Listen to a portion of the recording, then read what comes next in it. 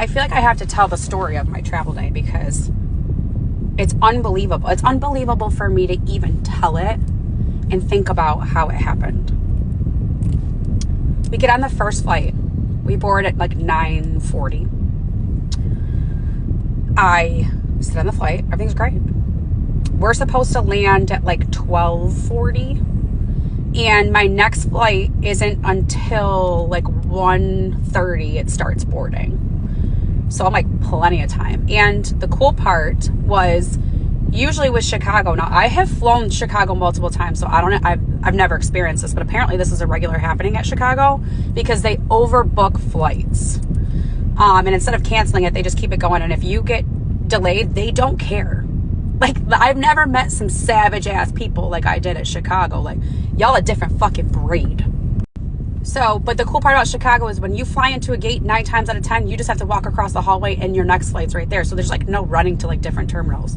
So we sit on the tarmac for 2 hours almost. Then our captain gets on and is like, hey, apparently there is lightning and thunder. So we have to take a different route to get to Chicago because I'm leaving, where was I? Dallas. We don't have enough fuel, so we got to fuel up real quick. And then we can take off. So we wait for that. And there's like 6 planes ahead of us because apparently they also have to go to a different route. So we fuel up, we take off. We get almost to Chicago. Pilot comes back on. Hey guys, so all of us have to circle around the airport. They won't let us land. Because there's too much traffic there now. So we're going to circle until we can get the go-ahead to land. And when we land, we're not going to have a gate. And I'm thinking to myself, no big deal. Pull that fucking staircase over. Put a fucking, at this point, bro, put a rope down and I will rappel myself off the side of the fucking airplane. Okay?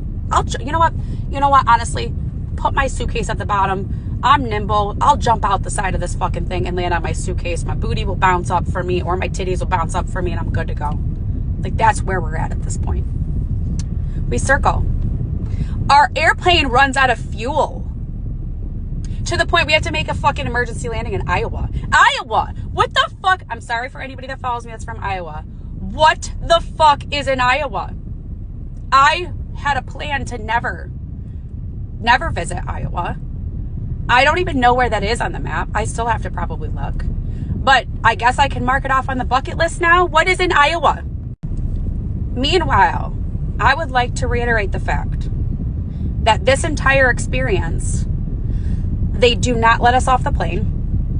They give us 1 small cup of water and 1 small bag of this fucking trail mix shit, which it was really good. But I mean, at that point, I'm fucking starving. So like, I would have probably eaten the cardboard off a fucking box. So we are stuck on this plane. We land in Iowa. They don't let us off. We're in Iowa for 2 hours because we have to get more fuel. And then we have to now, because we landed at a different airport, we have to get paperwork again. So I walk up to the front because I got to pee. And the pilot's sitting there and I'm like, bro, I feel like your job isn't that hard. So why don't you just let me fly us out of here at this point? Because then I heard him say, oh, when we land in Chicago in a fucking hour and a half, we don't have a gate to pull into. I'm like, how do you know that already? So everyone that knows me knows that I can make friends with drywall. So I'm making friends with the crew members, making friends with the pilots. We're all laughing because I'm like, no, like literally, I'm being serious when I tell you, like, just let me just sit down here. Let me just try to fly this flight. Give me like 10 minutes. I feel like I can do this. Like, the plane basically flies itself anyways, right? Keep it between the navigational beepers. Like, that's all you do. Like, that's what they were telling me when I was boating. I feel like I could do this. So, unfortunately, he didn't let me, which is dumb. But I said the same thing. I was like, listen, if we don't have a gate again, you guys, I see it in the movies. Don't you have staircases that you can just like march up to the side of the plane? So then I proceed to tell him, hey, listen, let me just get off this thing, okay? You're not going to keep me on this fucking tarmac again. I've been on this plane now for, this was 6 hours in. This flight is a 2-hour flight.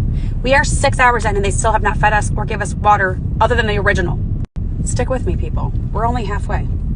So, okay, we take our seats. He's like, yay, we're going to take off. So everyone's cheering. I'm like, why are you fucking idiots cheering? What are we cheering about?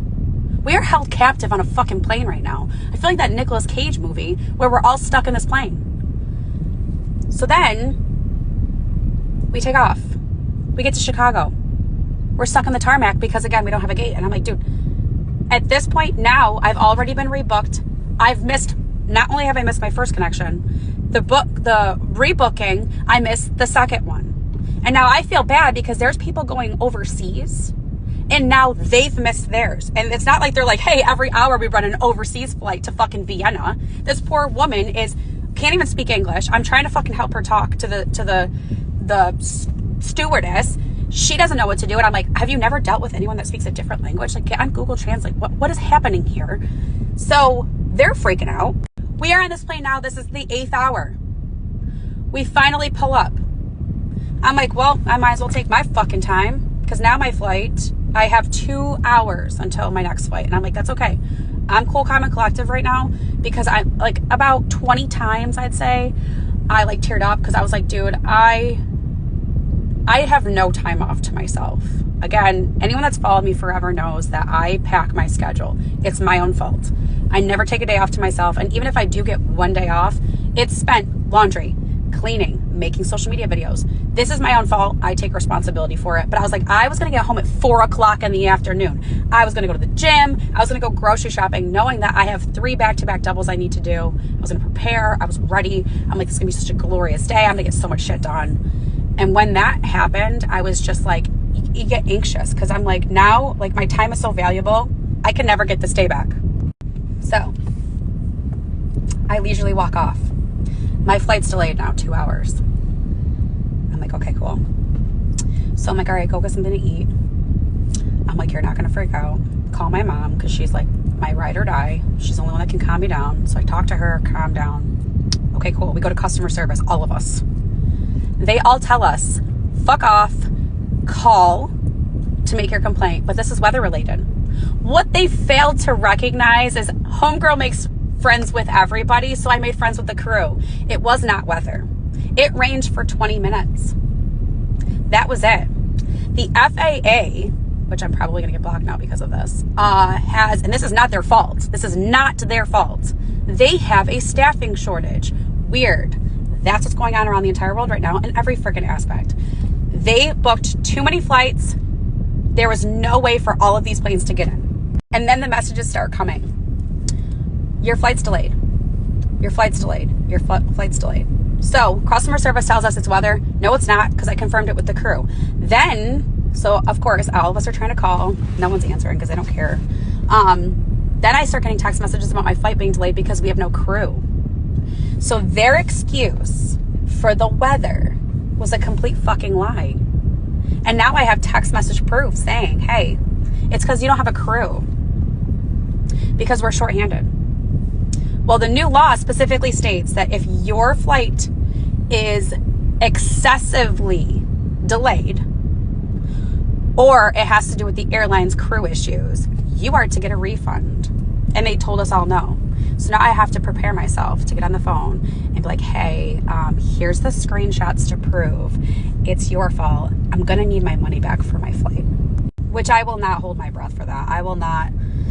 I'll probably get a $10 food voucher. Oh, that was another thing too. They refused to give us food vouchers. They said if it's weather related, they don't have to give us food vouchers.